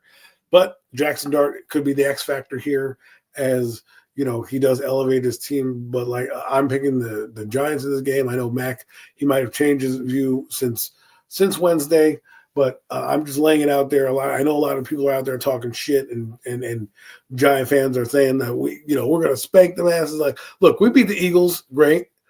And we're fans. We can be excited, but respect your opponent, man. Like, this team has won some hard-fought games. They just beat the Eagles as well 2 weeks prior. Why, you know what I mean? How come they don't take that same win and that same energy, right? I don't care if they beat the lowly Jets in London. They won. It's not about what it looks like. It's about what you get, the W. And their defense basically held that offense to 9 points. The safety is a fluky thing that happened, or the holding in the end zone. Did it happen? Yes. They still found a way to win. And the offense of the Broncos went into conservative mode. So while I like the Giants, I love the energy they're bringing. I'm going to pick it. I'm excited for the game like Mac is. Let's slow our roll before we start feeling ourselves. We beat this team. Yes. Let's get on that bandwagon. Let's start puffing that chest. Let's go out there and start to win. But if we lose this game, we're back to square one. We're back to the season being basically over at 2-5. At that point, if you lose this game on Sunday, good night the lights. There's no matter what you're going to do, you've put yourself in such a bad spot, even for the wild card. Because right now the Giants you're on the outside of the wild card looking at. There's some teams above you that are like 3-3, 4-2. The Panthers, the Falcons, and the teams. Fucking Panthers are above Right. us. I'm just saying. That is sad. So, and you want to keep in the race, you need to win this game. I think it's a bigger game for the Giants than it is the Broncos. However, 2 weeks on the road, finally in front of your home fans, you're having a ceremony for Demaryius Thomas. A lot of emotion in the building. It's going to be a tough place for the Giants, but still, go blue. Well said, well said. Go right ahead, Matt. You're true, no Mets. It is they have to match the defensive intensity. Yep. Because Absolutely. I do feel the defense for the Giants is slightly overrated. They do get a lot of pressures. They don't always get a lot of sacks. This team on the other end gets sacks. They close. They disrupt the quarterback. They're one of the highest ranking teams in that. But the three stats that I mentioned with the red zone, the red zone defense, third down defense, and points defense. Yeah, I think you said they're like near the They top are number 5. one in all three of those categories. And the categories the Giants struggling. The Giants offense is like 27th in the league. They're not the greatest offense in the world. So, and if you look at the Jet game, the Jets scored on short fields. The one place, the area the Giants should focus on is special teams. If they could break, their Giants special teams are not great with their kicking situation. They just, if they can break a return off with maybe a Deontay Banks or something like that, catch the Broncos napping. That's the one area I do believe if the Broncos don't make a big run or a deep run this year, it's because of that. And everyone's blaming Bo Nix. Let me just say this about Bo Nix. He does what he needs to do for that team. He wins them football games. Is it always pretty? No. Is he the greatest looking quarterback? No. Does he win them games? Yes. You know what I mean? Did he put him in position to win against the Jets? Yes. Did he put him in position to win against the Eagles? Yes. Did he put him in position to beat the Chargers? Yes. Like, he does what you need him to do. It may not show up on the stat sheet, but he's doing enough on the offense to not turn the ball over and to take what comes to him. And the Giants defense has had some trouble, right? With tight ends, Evan Ingram could have a big game over here. I'm a little nervous about him because he does have speed to beat our suspect linebackers if this offensive line holds up. So we'll see what happens again. Big game. I don't like Brian Dable, so we'll see if he's out coached by Sean Payton. Yeah, I absolutely love it. I was like sitting in my bed earlier today, and then I'm thinking like, how the hell are we ever gonna like show up against this Denver Broncos team? So I have to admit, guys, early on in this day, I was picking the Broncos. Got on the phone with Adam. We talked about it for a bit. I'm looking at this Broncos team. They're one of the best in the league. They get after the quarterback, like Adam mentioned. And not only that, but look at who's in the secondary. They got the best cornerback with Pat Surtain. They got Hufanga came over from San Francisco, and even some of the linebackers with Franklin Myers. And then they got Nick Bonito there. Like this defense is fucking loaded. And Riley Moss, he makes plays too. So it's almost as if like, I'm looking at this depth chart, and it's like, how do we even compete, right? With the fuck, who do we have marching out on the field? We got Robinson, we got little Jordan Humphreys. They're gonna stack the box. They're probably gonna have more people come in to tackle than we have people to block. We're gonna be out our center, and then after getting off the phone with Adam, I'm like, every fucking atom in my body is telling me to pick Denver, probably like 31-17. Probably dismantle us. But then something stood out, and Nets mentioned it, and I told this to Adam too. As amazing as Jackson Dort is, it's gonna come down to our defense stopping this offense. And if our defense can hold this offense, I think Jackson Dort, with just his fucking aura and the way the guy plays football right now, he's gonna go out there and he's gonna try to make plays, and it definitely is gonna be big third downs. We can't lose the third down conversions. We can't. Honestly, guys, I'll be honest with you guys. We can't go behind on this team because we can't let them run the fucking ball on us. And then you may think like, yeah, they're out some running backs. I'm saying they're injured on that side, but guess what? They still got Harvey. He's looking good. I believe Dobbins. They still got Dobbins. Adam already mentioned Evan Ingram. We suck against tight ends. Our middle of the field is still open for tight ends, and they got wide receivers like, Troy Franklin and Mims. So it's not only like Sutton that we have to worry about, right? Yeah. Well, that all being said, fucking pick the Giants, because I just think that if the defense can hold it together and maybe force a turnover or two, I think Jackson and Dort, this is my honesty too. All the noise that they're talking, right? I thought we kind of started it. Nah, like it looks like they're saying like, oh, why the fuck you dancing? Not like that, but it's almost like, okay, Jackson Dort loves it. He feeds on that kind of energy, and go dance on their fucking faces on Sunday, okay? Go score all the fucking running touchdowns and dance. And after the game, when we beat them, I want to see what they're gonna say. For them to try to get into his head and talk about him dancing and shit, what that does is that fuels that guy. Because I don't know. I said it early on in the season. I said it in the offseason to Adam. I'm gonna say it now. And I was just as high on Sanders as everybody was. And honestly, I'm not gonna sit up there and act like I wasn't, right? But something about Dort gave me that that Patrick Mahomes vibes. Like, kid's not gonna fucking let anybody define him. And I'm gonna go out there, I'm gonna fucking ball. That fearless energy that Patrick Mahomes had early on in his career that he still has. And he may not be as talented as Patrick Mahomes, and that may be like a high ceiling for him to even achieve and to even get there. But I honestly feel that he has that energy, and he proved it against fucking the Philadelphia Eagles, and he proved it against the Chargers. So, like, every bone in my body is telling me to go and pick fucking Broncos because they're going to be at home and they're going to be looking to fucking rock the place out. Hey, guess what, guys? You guys are just fucking, traveling back from a long trip. Hope you guys get jet lag. I'm gonna pick the Giants here. I'm taking the Broncos, unfortunately. I'm sorry. I got to go Broncos just because until as much excited as I am for the New York Giants, man, I'm excited for this team. I'm excited for the direction of the team. They still got a lot to prove, man. This is still an under, man. Like the same thing I said about the Bucks, man. Not enough bullets, man, in the chamber, man. You're going against a great defense. You're going to be able to get those wide receivers going to be able to rise to the occasion against that secondary. Denver's bringing out. I'm sorry. I right now I got to see it to believe it. And I hope they prove me wrong. I really, really hope they prove me wrong. I love when they prove me wrong, as a matter of fact. But at the end of the day, I just think there's just too much right now with this Denver Bronco football team, man. I think they bring a little too much to the table on the road, hostile environment, a mile-high stadium, man. Like that, it'll be a big win for the Giants if they're able to pull this off, man. It would be a huge, huge win at this stage of the season for Jackson Dart. And I want to see this team go out there and compete, don't lay down. And I think it's going to be a great ball game in the 4:00 window on Sunday, man. But I really believe that on the road in that environment, man, this team has so much to prove, and I'm not quite sure if we're quite there yet to go into such a touching environment and get the job done against like a really legit defense. Like I said, trash talking aside, that's just what you do. This is football, man.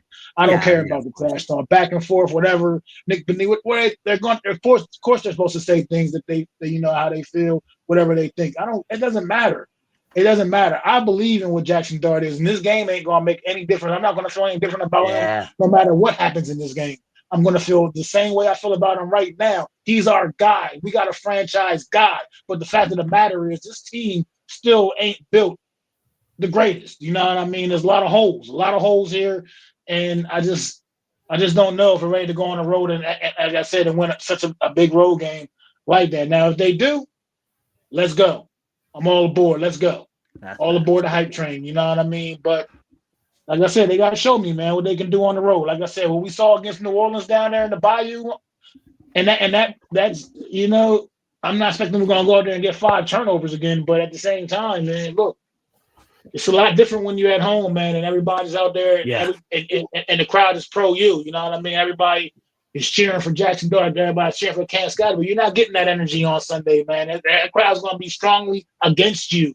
And how do you respond when the boos come down, when they're hating on you, when they're cheering, they're trying to make it so your lineman can't hear the snap count and all these kind of things, man. And a backup center, mind you, a backup center taking the snaps. So it's just a lot of things right now that makes it hard for me to pick the Giants on this one, unfortunately, man. So I gotta go with the Broncos, but I desperately hope I hope the Giants can prove me wrong here, man. I really do, because I'm excited for New York Giant football going forward, man. This is a tough one for me. And I love that thinking, because I literally was thinking that 2 hours ago. I was thinking that all week up until 2 hours ago. And then something just had me change my division. Maybe it's a good phone call with Adam, and maybe it's something else. But I do love your take, because it's a realistic take, right? And as Giants fans, like, we are delusional. So it's like 1 week we'll fuck this team, next week we're like, this team's gonna win it all. And like, not all of us, but it is true. And that being said, though, I just want to thank you guys all for coming out and joining this episode of Premium Takes. I'm going to turn it over to Mac to end the show, because he didn't begin it. I don't want him to end it, because his ends and his beginnings, I'm not even going to pause. But he knows how to do intros and outros. That being said, Mac, can you end us, please? Can you end this out? And thank you guys all for joining us tonight. Do appreciate y'all once again coming out for another edition of the Premium Takes podcast. I am Macdagiantsfan with my guys, the super dope co-host, Adam Coastas, Zion Zenith. We are the Horsemen. and we bring it to you every Friday night, 8:30 p.m. Eastern Time. And we appreciate y'all tuning in. As always, get them fours up for our guy, NYG Jeffrey T. Always gonna love Jeffrey Turner, man. The late, the great, man. So just make sure y'all tune in. Make sure y'all go to Adam's channel, go to Zion's channel, go to my channel, go to the Hardcore Sports Network, hit that subscribe button, hit the like button for the stream, share the stream out. Keep supporting the cause, man. Keep supporting us and helping all our channels grow. And we appreciate y'all. We'll see y'all next Friday, man.